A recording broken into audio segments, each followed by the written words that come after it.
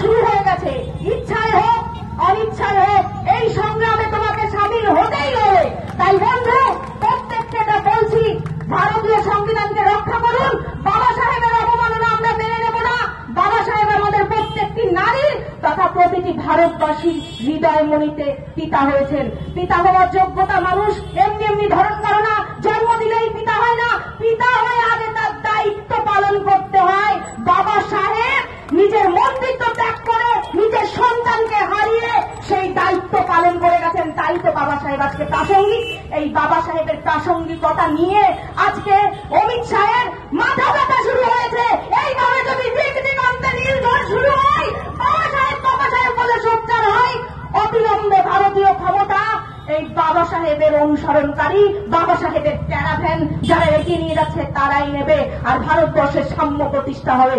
বাবা সাহেব বলেছিলেন, আমি সেই স্বাধীন ভারতবর্ষ চাই যেখানে জাত পাত থাকবে না, যেখানে যা মানুষ মানুষকে জন্মগতভাবে ঘৃণা করবে না, যেখানে প্রতিটি ভারতীয় না মানুষের সমান অধিকার থাকবে।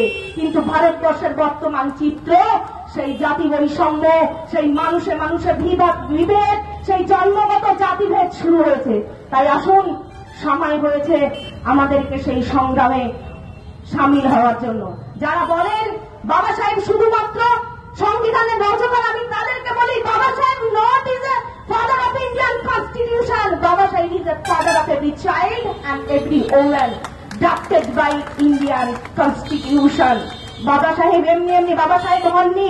বাবা সাহেবকে এমনি এমনি মনুবাদীরা ভয় পায় না। বাবা সাহেব এমনি এমনি প্রাসঙ্গিকতা লাভ করেনি। বাবা সাহেব বাবা হয়ে প্রাসঙ্গিকতা লাভ করেছে। তাই তো সকলের ভয়। তাই অমিত শাহ, তুমি দিল্লি থাকো, যেখানেই থাকো, বাবা সাহেবের অবমাননা আমরা মেনে নেব না। দিক দিগন্তে থেকে মহিলারা ঝড় নেই। যারা বাবা সাহেবকে হেয় প্রতিপন্ন করে তাদের অবিলম্বে পদত্যাগ চাই। তাই সকলকে নীল অভিনন্দন জানিয়ে আসুন এই সংগ্রামে আমরা সামিল হই। কারণ ভারতীয় সংবিধানকে যেভাবে চক্রান্ত করে বদলানো শুরু হয়েছে তাতে প্রত্যেকটি ভারতবাসীরই ক্ষতি। আচ্ছা বলুন তো, বর্তমান যে সংবিধান রয়েছে তাতে কোন ভারতবাসীর সমস্যা হচ্ছে? একে পরিবর্তনের কি প্রয়োজন? কিন্তু না, তাদের সুযোগ সুবিধার জন্য, তাদেরকে সুযোগ সুবিধা সঠিকভাবে তারা যাতে ক্ষমতায়ন করতে পারে সেই জন্য ভারতীয় সংবিধানের পরিবর্তনের এই ধারা, এই চক্রান্ত, তারা একের পর এক কলে কৌশলে তারা হাতে না মেরে আমাদেরকে ভাতে মারার চেষ্টা করছে। আমার সমাজের যুব সমাজ তারা বুঝতে পায় না। আমি দক্ষিণ ভারতে যখন হসপিটালে গেছিলাম, একটা ওয়ার্ড বয় দেখতে, তাকে তার চেহারাই বলে দিচ্ছে সে একটা নিচু বর্ণের। একটা ওয়ার্ড বয় সে বাবা সাহেবকে ট্যাটু করে তার এখানে রেখে দিয়েছে। আমি ছুটতে ছুটতে এক ঝলক দেখলাম যে তার হাতের ট্যাটু। কিন্তু আমাদের সমাজের মানুষ বাবা সাহেবকে চেনে না, বাবা সাহেবকে জানে না। বাবা সাহেব শুধুমাত্র ভারতীয় সংবিধানের রূপকার। বাবা সাহেব শুধুমাত্র ভারতীয় সংবিধানের রূপকার নয়, বাবা সাহেব সকলের পিতা। আসুন এই সংগ্রামে আমরা সামিল হই। এই সরকার, এক সরকার মজা করে আর এক সরকার দাঁড়িয়ে দেখে, এক সরকার গুরুচাঁদ ঠাকুরকে গরুচাঁদ বলে, আমার সমাজের মানুষ প্রতিবাদ করে না। আর এক সরকার বাবা সাহেব বলে এত লাফানোর কি আছে বলে সরকারের প্রতিবাদ হয় না। তাদের প্রয়োজনে তারা ভারতীয় মনীষীদেরকে সম্মান জানায় কেবলমাত্র ভোট ব্যাংক গ্রহণ করার জন্য, ভোট ব্যাংক বাড়ানোর জন্য।